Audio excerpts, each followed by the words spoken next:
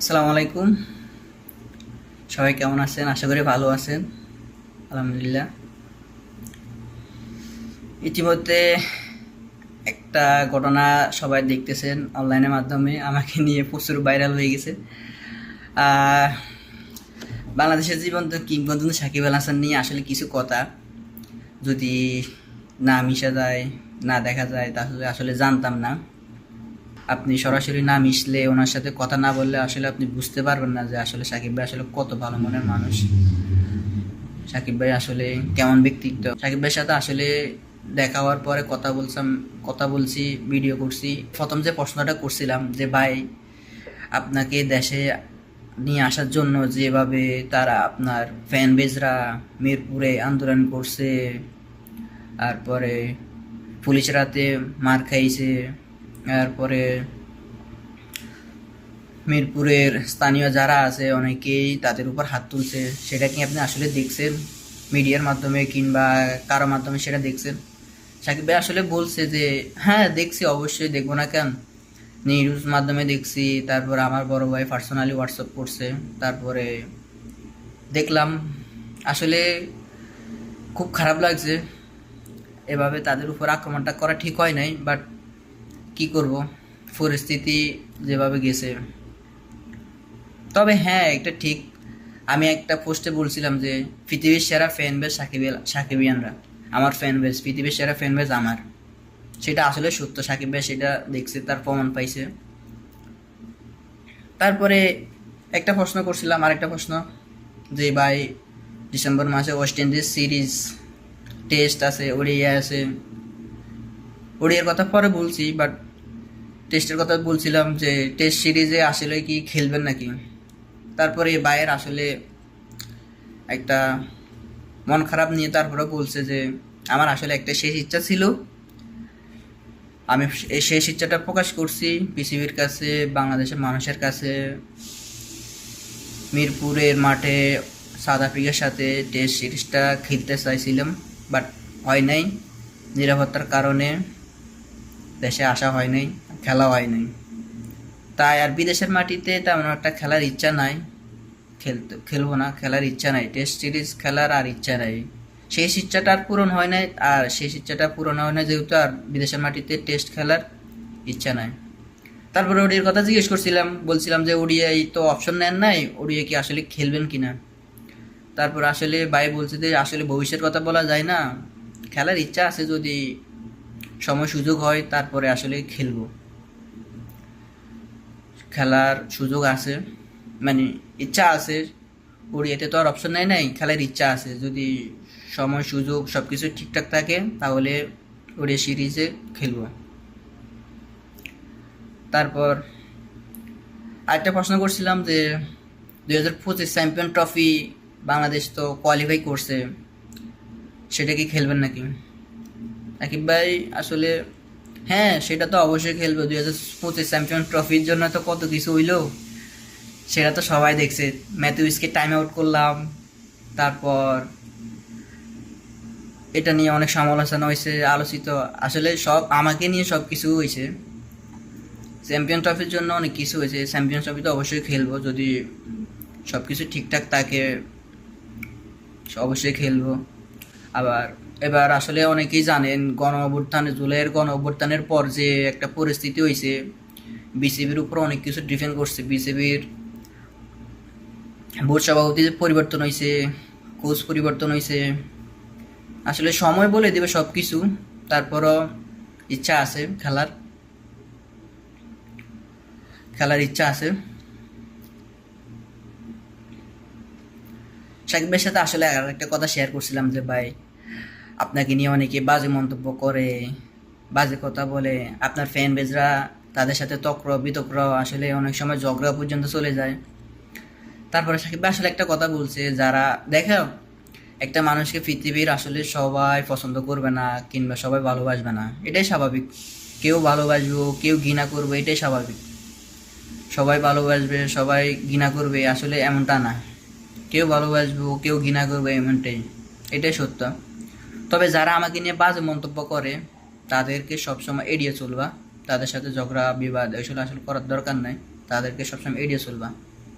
সাকিব ভাইকে ইস্যু করে যে একটা মামলা হয়েছে সবাই দেখছে, সেটার বিষয়ে আসলে সাকিব ভাইয়ের সাথে একটা কথাই বলছিলাম যে ভাই আসলে আপনাকে নিয়ে যে একটা মামলা হয়েছে জুলাই অভ্যুত্থানের পর, সেই বিষয়ে আসলে কি জানেন? তারপর সাকিব ভাই আসলে বলছে হ্যাঁ অবশ্যই জানি, এটা অবশ্যই জানি। আসলে সবাই দেখছে জুলাই অভ্যুত্থানের সময় আমি আসলে কোথায় ছিলাম, দেশের বাইরে ছিলাম এবং কি করছি, খেলাধুলা নিয়ে ব্যস্ত ছিলাম। তবে খুব খারাপ লাগছে আমার ছাত্র ভাইদের যে উপর আক্রমণ, হামলাটা আসলে খুবই খারাপ। আমি একজন আসলে মানুষ হিসেবে আসলে খুব খারাপ লাগছে, সেটা আমি আসলে কাম্য না। তবে আপনারা সবাই জানেন যে আমি আসলে একটা দলের এমপি। আসলে সব কিছু চাইলেও ফেসবুকের মাধ্যমে বলা যায় না। মনটা খুব খারাপ লাগছে ওদের জন্য, ওদের উপর আক্রমণ, রক্ত, আসলে খুব খারাপ লাগছে। তবে মামলাটা করা হয়েছে আসলে এটা একটা অতিরিক্ত বাড়াবাড়ি, হয়তো খামাখা মামলাটা করছে, তবে সেটা নিয়ে আমার কোনো অভিযোগ নাই। তারপর ভাইকে জিজ্ঞেস করছিলাম আসলে ভাই দেশে ফিরবেন কবে? সাকিব ভাই আসলে বলছে যে দেশে ফিরবো কবে আসলে ভবিষ্যতের কথা জানা নেই, দেশের যে পরিস্থিতি নিয়ন্ত্রণে আসুক দেখা যাক, তারপরে আসলে যাব, অবশ্যই ইনশাল্লাহ যাব। বাংলাদেশের জন্ম, বাংলাদেশ মাতৃভূমি, অবশ্যই যাব না কেন? সারা জীবন কি বিদেশের মাটিতে থাকবো? অবশ্যই যাব। সব কিছু নিয়ন্ত্রণে আসুক, দেখে যাওয়ার ইচ্ছা আছে, চ্যাম্পিয়ন্স ট্রফির আগে যাওয়ার ইচ্ছা আছে। তবে ভবিষ্যতের কথা তো বলা যায় না, দেখা যাক।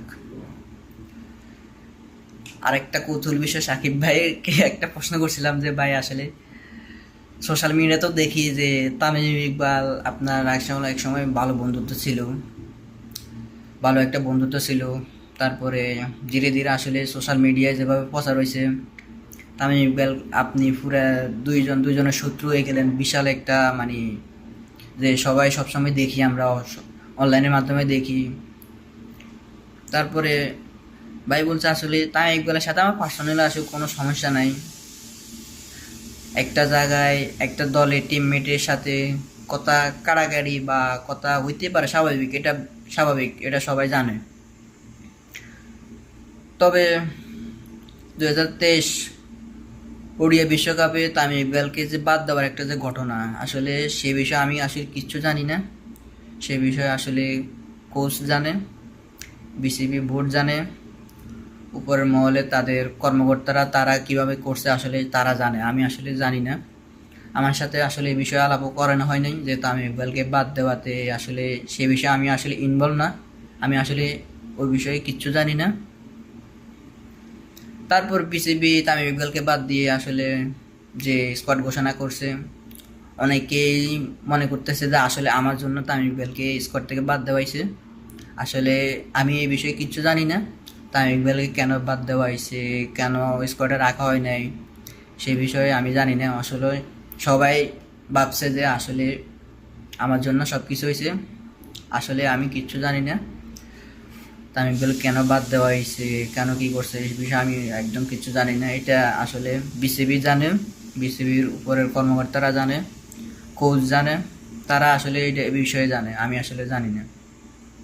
তবে আমাদের আসলে ফ্যান বেসদের যে একটা আক্ষেপ, বাংলাদেশের সাকিব ভাইয়ের ফ্যান হিসেবে বা একজন ক্রিকেটের ফ্যান হিসেবে সাকিব ভাইকে দেশের মাটিতে যেভাবে দেখতে চেয়েছিল ভক্তরা, আসলে এটা হয় নাই। ওই জন্য খুব আফসোস, সাকিব ভাইয়েরও আফসোস, সাকিব ভাইয়ের আফসোস যে 17টা বছর দেশের জন্য খেলি, আজকে এই দশা। আসলে বাংলাদেশের মানুষ বর্তমানে সাকিব ভাইকে যেভাবে ভুল বুঝছে, যেভাবে ভিলেন হয়ে গেছে, আসলে এটা সাকিব ভাই আসলে কল্পনাও করে নাই, কাম্য না। সাকিব ভাই চিন্তাও করে না দেশের মানুষ একটা সময় তার বিরুদ্ধে চলে যাবে, পুরো দেশের মানুষ তার বিরুদ্ধে চলে যাবে, এটা আসলে সাকিব ভাই কখনো কল্পনা করে নাই, চিন্তাও করে নাই। অনেকেই জানে, অনেকেই জানে আসলে সাকিব আল হাসান অহংকারী বেয়াদব, অনেকে অনেক কিছু বলে। আসলে সাকিব ভাই আসলে কেমন উদারতার মানুষ আপনি ভাইয়ের সাথে না মিশলে বুঝতে পারবেন না। অনেকেই দেখছেন মদিনায় সাকিব আল হাসানের এক ভক্তের আসলে যেভাবে ঘটনা হয়েছে, ওনার বক্তর ওনার বক্তর মায়ের ইচ্ছা ছিল যে সাকিব আল হাসানের সাথে একবার কথা বলা, ভিডিও কলে দেখা বা কথাবার্তা বলা। আসলে সাকিব ভাইয়ের সাথে কথা বলার পরে ওই আন্টিটা আসলে মারা যায়। আল্লাহ ওনাকে ব্যস্ত নসিব করুক, আমরা সবাই দোয়া করি। আসলে অনেক উদাহরণ আছে বাংলাদেশের জীবন্ত কিংবদন্তি সাকিব আল হাসানকে নিয়ে আসলে ভালোবাসার অনেকটা উদাহরণ আছে। আপনি একটা একটা একটা দিক দেখাই দিবেন সাকিব আল হাসানের খারাপ, আমি 100টা দেখাই দিব সাকিব আল হাসানকে ভালোবাসার। আশরাফুল হাসান আসলে ভালোবাসতে বাধ্য করে, সাকিব আল হাসান আসলে ভালোবাসতে বাধ্য করে, একটা ভালোবাসার জায়গা, আবেগের জায়গা। বাংলাদেশ ক্রিকেট একটা আবেগের জায়গা। বিশ্বের দরবারে সাকিব আল হাসান ক্রিকেটকে কোন উচ্চতায় নিয়ে গেছে সেটা আসলে পৃথিবীর অনেকেই জানে। একটা সময় ছিল সাকিব আল হাসান বাংলাদেশের জান, বাংলাদেশের প্রাণ সাকিব আল হাসান। আজ পুরা দেশের কাছে বিলীন হয়ে গেল সাকিব ভাই। আসলে সাকিব ভাইয়ের যে একটা মুহূর্ত কেটেছে, যে একটা সময় গেছে, আসলে এগুলো বলার মতো না। সাকিব ভাই অনেক কথা আসলে বলতে চাই নাই, তারপরও কিছু কথা বলছে। দিন শেষে আসলে সাকিব আল হাসান একজন নিরহংকারী মানুষ। অনলাইনে যা দেখেন সেটা আসলে ভুল। অনলাইনে আমাদের কাছে অনেক কিছু ভুল উপস্থাপন করা হয়, সেটা আসলে বাস্তব। অনলাইনে ভুল উপস্থাপন করা হয়। আসলে মানুষের সাথে আপনি না মিশলে, না চললে আপনি বুঝতে পারবেন না। আমি 3 থেকে 4 ঘন্টা আসলে সাকিব ভাইয়ের সাথে থেকে যে একটা বুঝতে পারলাম, ওনার ফ্যান হিসেবে বলতেছি না, আসলে সাকিব ভাই আসলে কেমন মানুষ সেটা আপনি ওনার সাথে মিশলে বুঝতে পারবেন।